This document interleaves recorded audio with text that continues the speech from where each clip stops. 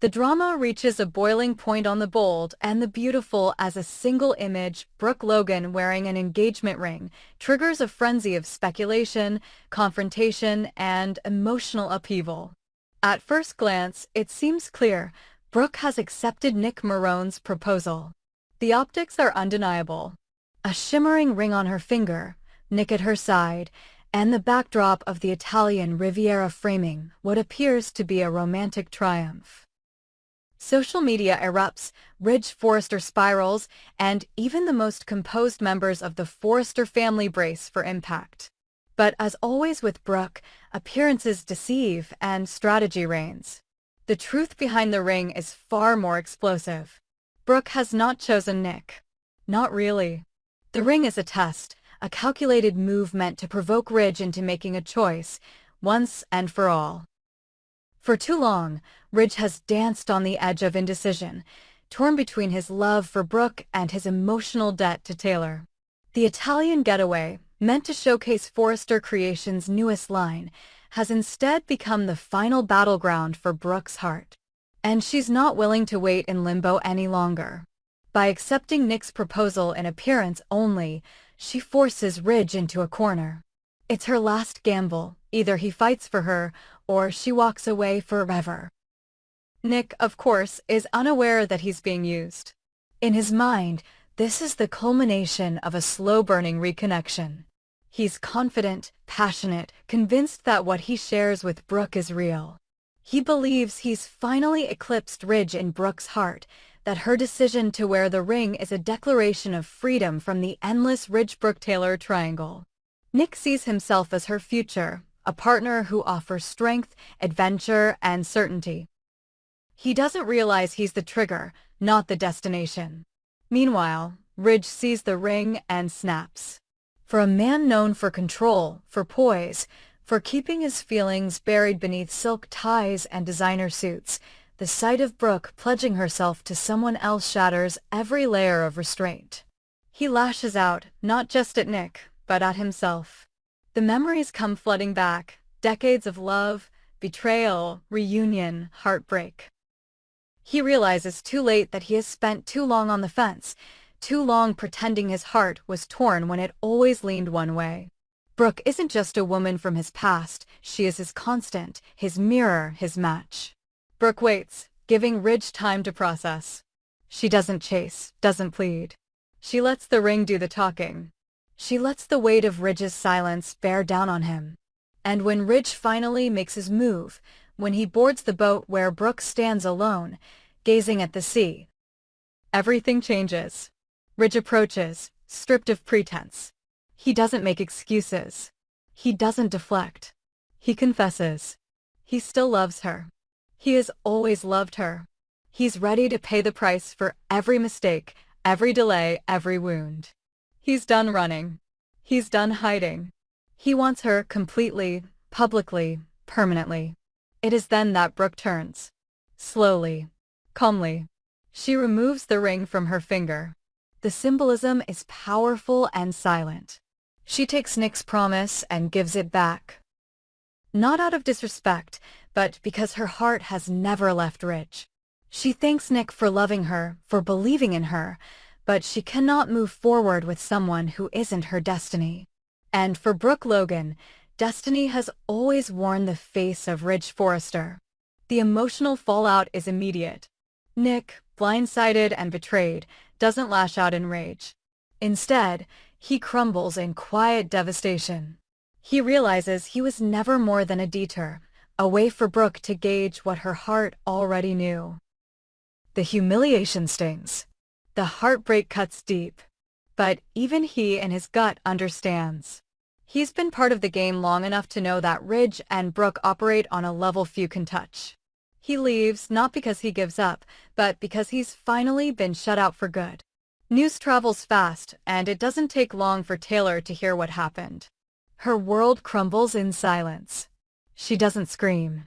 She doesn't cry in public. But the blow is profound. She had believed that this time might be different. That Ridge's recent commitment to their family meant real change. That Italy would mark a new beginning. But now it's clear. She was only ever a chapter. Brooke was the whole book. Taylor's pain is dignified but raw. Her heartbreak, though quieter than Nick's, is no less devastating. She leaves quietly, without a fight, but with a hollow in her chest that no words can fill. This is not just the end of a love triangle. It's the ignition of a new phase in the Bold and the beautiful's most iconic saga. The reset button has been hit. Ridge and Brooke are back together, but at what cost? Trust has been fractured. Loyalties have shifted. Taylor walks away wounded, and the Forrester family feels the tremor beneath their foundation. Thomas, furious over his mother's heartbreak, begins to reevaluate his own position within the family. Steffy, though away supporting Taylor, will surely return with fire in her heart and a score to settle. Donna and Katie, watching their sisters return to Ridge, feel a mix of celebration and concern. Even Hope, rising within Forrester Creations, begins to question how much of her own life mirrors her mother's endless loop of romantic recklessness. The new era begins not with peace, but with tension. Brooke and Ridge may have reunited, but the ground beneath them is anything but stable. The emotional bodies left in their wake, Nick, Taylor, their children, are not going to remain silent. Brooke's choice may have been framed as destiny, but in this world, destiny always comes at a price. And sometimes, the past doesn't stay buried, it returns, sharper than ever. As the show barrels forward, the triangle shifts again, not just Brooke Ridge Taylor, but a wider web of entanglements. Finn must face his own unraveling as Sheila edges closer. Hope finds herself increasingly drawn into Thomas's orbit as her marriage falters. Ivy, freshly reinserted into the Forrester equation, eyes opportunity in the chaos. Donna and Eric attempt to stabilize the company as Ridge's emotions threaten to distract from business. And in the shadows, Taylor prepares herself for a return, not as the woman hoping for love, but as the woman determined never to be blindsided again. In just 1 week, a ring, a confession, and a single choice have upended the hierarchy of the bold and the beautiful. Brooke has chosen Ridge. Ridge has chosen Brooke. But with every winner, there must be those who lose. And the ones who have lost this round are not finished. Not by a long shot. The triangle may be complete again, but the war it reignites will tear through every layer of the Forrester world. And when the dust finally settles, no one, not even Destiny's darlings, will escape unscathed. The tides are turning fast on the bold and the beautiful, and as the waves crash over the glittering coasts of Italy and sweep back across Los Angeles, the Forrester family finds itself on the brink of yet another dramatic transformation. Ridge Forrester's romantic reunion with Brooke Logan in Capri doesn't just stir old passions, it detonates a chain reaction that reaches into the core of the family's future. Taylor Hayes, long exhausted by the endless tug-of-war for Ridge's affection, is pushed to a breaking point. Seeing Ridge fall effortlessly back into Brooke's arms under the seductive Italian sun becomes the final blow. No longer willing to sacrifice her peace in the name of hope, Taylor makes a bold decision that shocks her inner circle. She's leaving Los Angeles indefinitely, choosing distance and solitude as the only way to finally heal. For Taylor, this isn't just an emotional retreat. It's a declaration. She's done playing the second choice. She's done watching Ridge vacillate between women while claiming to protect hearts he's constantly bruising. Her departure is swift, quietly arranged, and yet it sends tremors through the family dynamic. Steffy Forrester, torn between her mother's anguish and her own mounting stress, steps in immediately to support her, still reeling from her own recent confrontations. With Sheila Carter's ever-looming threat, with Liam's quiet, persistent presence, and with a growing mistrust toward her husband Finn, Steffy sees her mother's escape as a needed breather not just for Taylor, but for herself as well. The timing isn't coincidental. Jacqueline McInnes Wood's maternity leave now fits seamlessly into the script, giving Steffy a natural and emotionally earned exit. She doesn't leave in silence. She makes her intentions clear. She needs to be with her mother. She needs space from the chaos that's been ripping at her sanity. The complex storm inside her of love, suspicion, grief, and fear needs time to settle, and Los Angeles no longer offers sanctuary. She walks away from her role at Forrester Creations, from the tangled limbo with Liam, and from the increasingly strained trust in her marriage to Finn. And with that, the balance at Forrester shifts. The absence of Steffy creates a vacuum, and power abhors a vacuum. In the halls of Forrester Creations, the fashion world marches forward. With Steffy's sudden departure, two names rise quickly from the sidelines to the spotlight: Hope Logan and Ivy Forrester. For Hope, this is a moment long overdue. Her hope for the future line has weathered setbacks, personal drama, and professional undermining. With Steffy gone, she steps forward into the creative and business forefront with a sharper edge. She's no longer the passive idealist. She's strategic, polished, and ambitious. And now, she doesn't just have designs to push, she has something to prove. Ivy Forrester, meanwhile, returns from the shadows with impeccable timing. Her background in jewelry, her ties to the family legacy, and her relentless drive make her the perfect candidate to help fill the leadership gap. But Ivy doesn't just want to assist, she wants to climb. She sees an opportunity to rise within the company structure, and with Eric increasingly preoccupied, Ridge emotionally compromised, and Steffy out of the way, the stage is set for a new hierarchy. Hope and Ivy, each with very different histories, goals, and moral compasses, now find themselves in direct collaboration, but tension simmers just beneath the surface. As the fashion division adjusts to its new leadership flow, other problems begin to unravel, darker, more dangerous ones. With Steffy no longer in Los Angeles, Finn is left alone to face the growing specter of Sheila Carter. Already battling mixed emotions over the existence of his birth mother, Finn now finds himself exposed. There's no Steffy to act as his emotional anchor, no buffer between him and the unpredictable force that is Sheila. And Sheila senses the vulnerability like blood in the water. For Sheila, Steffy's absence is a gift. She's long considered Steffy the barrier to bonding with Finn, and with her out of the way, she sees her chance to finally get what she's always wanted, a place in her son's life. But Finn isn't so easily manipulated.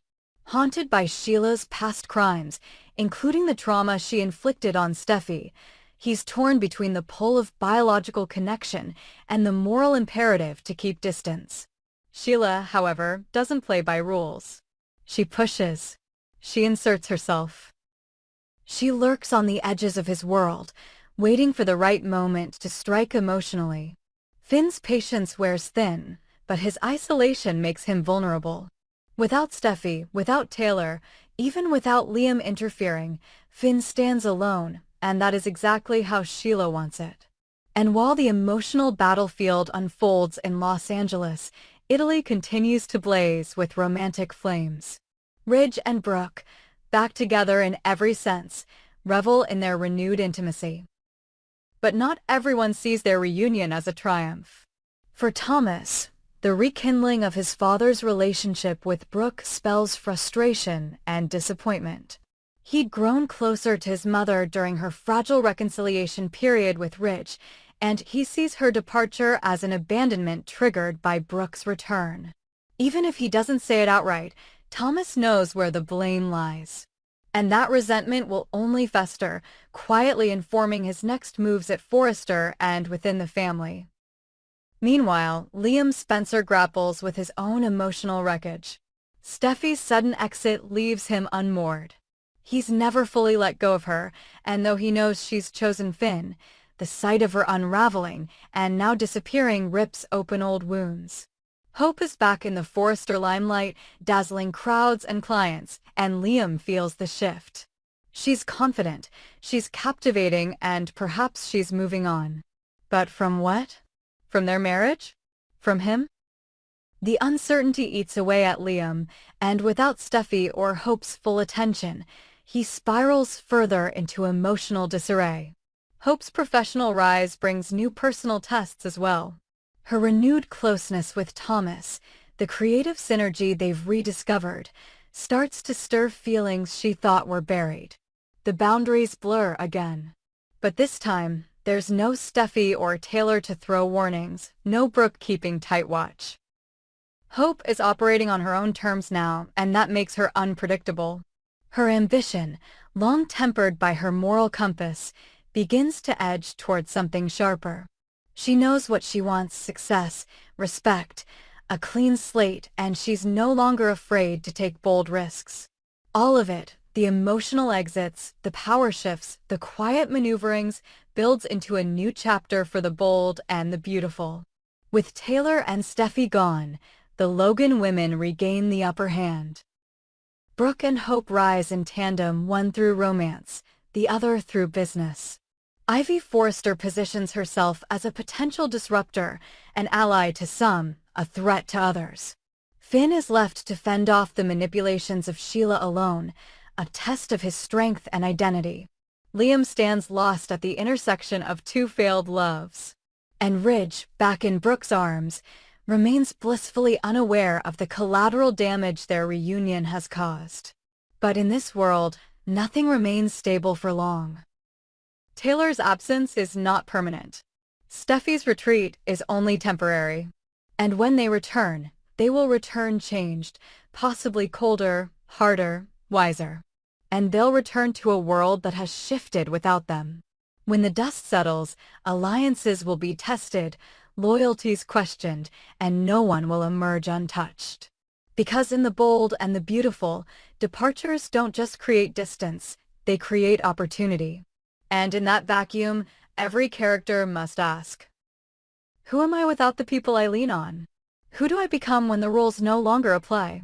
Who rises? Who falls? And who will survive the aftermath when the players return and demand back the world that moved on without them?